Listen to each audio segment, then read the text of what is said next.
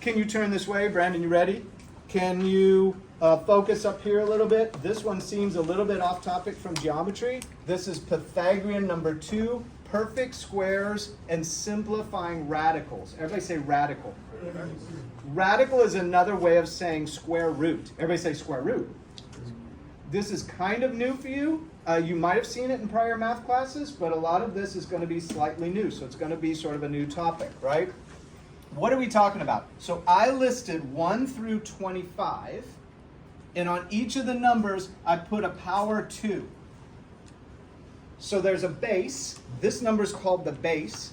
This number is called the power. What does it mean? If you had a variable, which you might have seen in prior years, maybe you saw an x squared, the power says take the base and multiply the base by itself that many times. So on every number and every variable in math, there's 3 invisible ones. So here's an x. Where's the invisible ones? They're around it all the time, but we don't show it because it would be way too hard to show the invisible ones. But they're there. There's a power 1, but it's invisible. We don't write power 1 because everything has power 1. Everything's the power 1.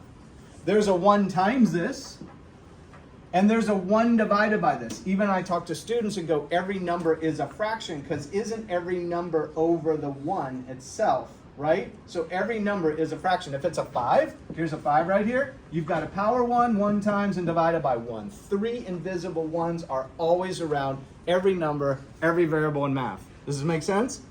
Once you bump this 1 to a 2, as in this case, the power 2, it now gets multiplied by itself. So if you have 2 to the power 2, there's a 2 times 2. 2 times 2 is 4.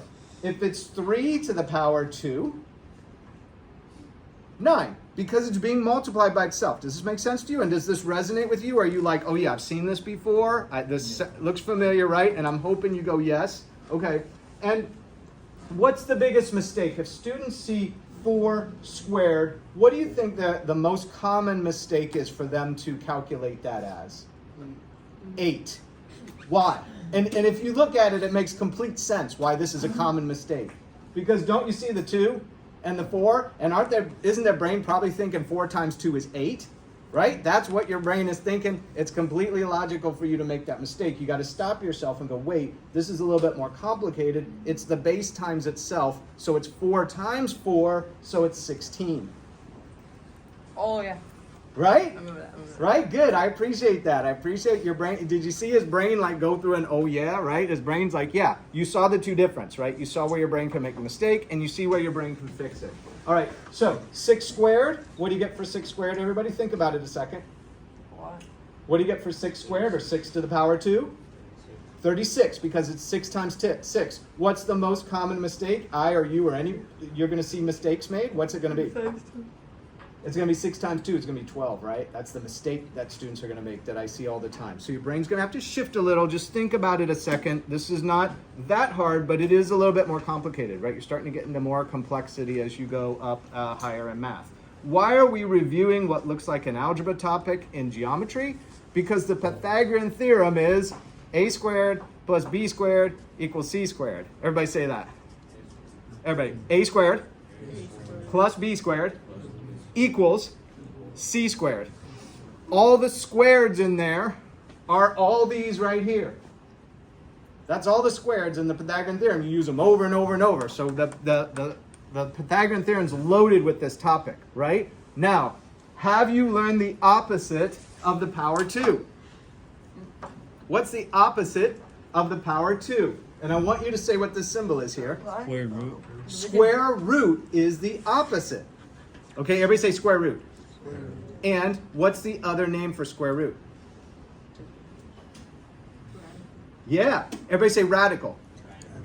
And this is a little bit strange too. Strange language. Square root kind of strange and radical kind of strange. You're thinking of radical, you know, in the 80s or whatever, radical meant like cool or whatever, right? A radical or way out. Or a radical back in the 60s, radical meant somebody that was breaking the law, right? So radical means different things in different contexts. Radical in math means a square root symbol or square root. So if you square 3, you get to 9. How do you go backwards? You take the square root of 9 and you go back to 3. And remember that math, let me put it in context for you. What's the first operation in math we taught you way back in, I don't know, first grade or something? What was the first? Addition, right? You remember addition? And then right after addition, what did we teach you? Subtraction. Addition takes you forward. Subtraction takes you backward. Does that make sense to you? One's a forward, one's a reverse. We're always going forward and reverse in math. That's all we're doing. If 5 plus 3 takes you up to 8. All you have to do is take the 8, subtract the 3, and you're right back to the 5. Does this make sense? A forward and reverse? And here's the next one. Next, we taught you multiplication, right? And then what do we teach you right after multiplication? It's opposite. What's its opposite? Division. So math, always forward and reverse, right? Now you're up a little bit higher, so you get a power. Everybody say power. In this case, a power 2. So you get a root. There's an invisible 2 on all of these roots. They're a 2 root. So you went up by a power 2, you go back by a 2 root. Does this make sense? A forward and reverse. So if you go to a power 3, and now you have to reverse it, what kind of root are you using to reverse a power 3? You're using a 3 root. That make sense? You see the multiplication and division, the forward and reverse? So you're also going to, in this lesson, go through your cubes through 10. What is a cube? It's this number, the base number, times itself 3 times. So 2 times is 3 times 3 is 9. And then another time, 9 times 3 is 27. You following the cubes? Why are they called cube? Because they're associated with a 3D shape, otherwise known as a...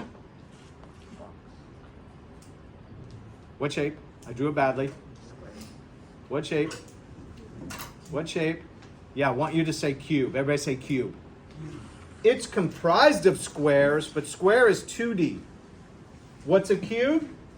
3D. So what power is it raised to?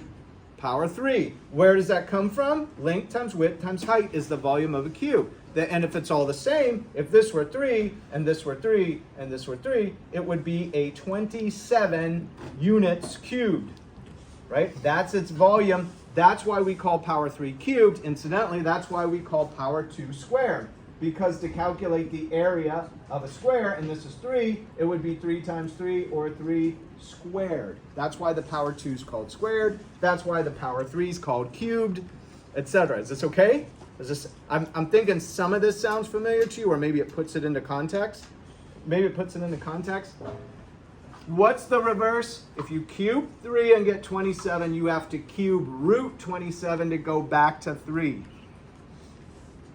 This is what the School G is going to have you practice. This is the basis for it. I want you to put all of it into your notes. I want you to write all this out. If you're headed into a math major, I want you to memorize it.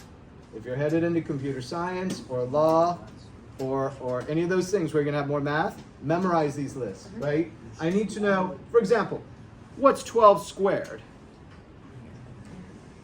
What's 12 squared? Oh, 144.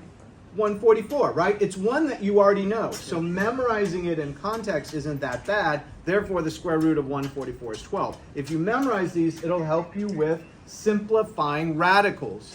What is simplifying radical? What's the square root of 18? First of all, does 18 appear on this list? No. So 18 is between 16 and 25. So if I take a square root of this, I can type it in my calculator and get a decimal, but there's something called simplifying. In other words, what produces 18? 9 times 2. And the square root of 9 is one of these perfect squares. See it right here? Square root of 9 is 3. So the 3 comes out of the square root symbol and the 2 stays under. And the simplification of square root of 18 equals 3 times the square root of 2. This is going to be a lot more challenging for you. You'll do more of it in Algebra 1, but I want you to see it now because in the Pythagorean Theorem problems, they're going to be reduced to their simplest form, which in this case, they won't write square root of 18. If you wrote that answer, technically it's wrong because you have to simplify it. Let me give you an example. Do you write, if you got this answer back in the day when we were doing fractions, if you got 3/6, would your teacher give you full credit for that? What would your teacher want to see? If you wrote 3/6 as a fraction, what would your teacher want to see? Simplified version, which is, right?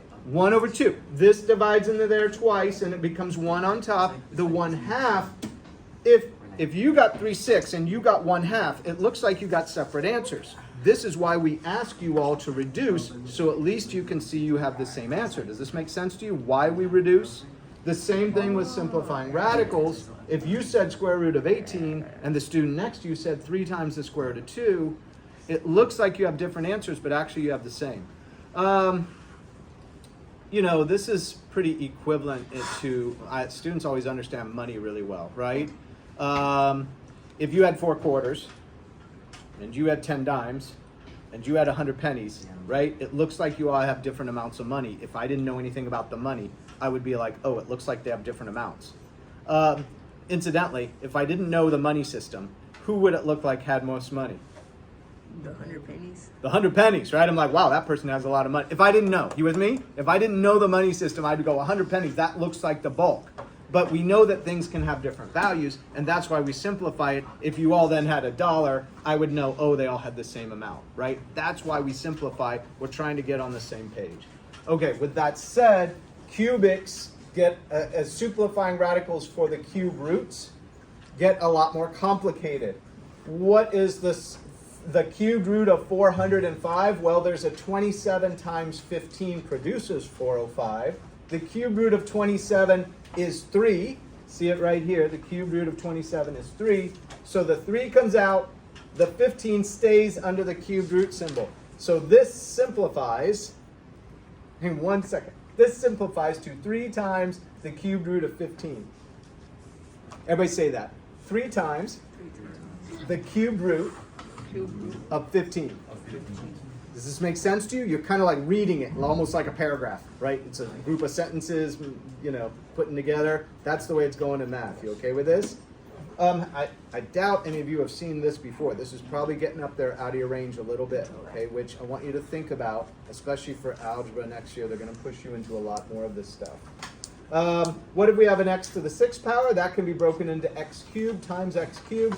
One of these gets taken out, right? The other one gets taken out. They both simplify to x times x. X times x is x squared. Okay. Is this good as an introduction? I hope you're using this as an introduction. The Schoology on this one is really long. It's like 80 questions long. If you're willing, go through each one and see if you could solve it without the video help. But the video's help there to help you too. Okay, is this okay? Okay, hit stop on that. All right.